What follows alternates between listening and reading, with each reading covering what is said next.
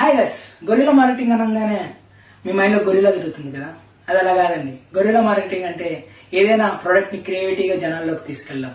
Like McDonald's వాళ్ళు చూసారా, Jigoro Lions ఎంత క్రియేటివ్ గా వాడుకున్నారో, అలాగే ఆర్బిట్ గమ్ వాళ్ళు ఈ పోస్ట్ ని బాగా గమనించినట్టయితే ఆ గమ్ లో నుంచి జెల్ ఎలా కడుతుందో చూసారా.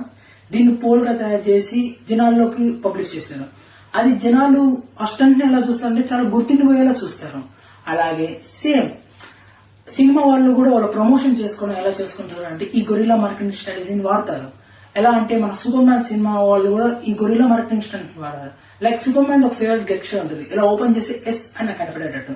అలాగే వాళ్ళు ఇంకొంచెం క్రియేటివ్ గా ఆలోచించి ఏం చేశారు అంటే, లిఫ్ట్లు ఉంటాయి కదా, డోర్ క్లోజ్ అయినప్పుడు ఒక పోస్టర్, ఓపెన్ అయినప్పుడు ఒక పోస్టర్ అలా పెట్టి చాలా క్రియేటివ్ గా ఉంటుంది అనమాట. అది పోస్టర్ అది జనాల్లోకి చాలా ఎక్కింది. 2013 లో రిలీజ్ అయిన సూపర్ మ్యాన్ మూవీ లో సంబంధించిన ప్రమోషన్ స్టంట్.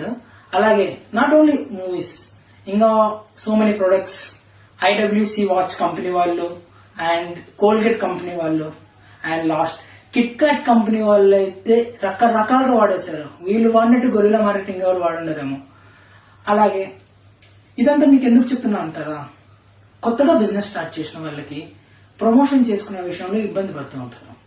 ఇది లో కాస్ట్ అండ్ ఇలాంటి బిజినెస్ ట్రెండ్స్ చేసినప్పుడు జనాల్లోకి గుర్తుండిపోద్ది. అప్పుడు మన బ్రాండ్ అవేర్నెస్ పెరుగుతుంది అండ్ ఇది లో కాస్ట్ లో అయిపోతుంది.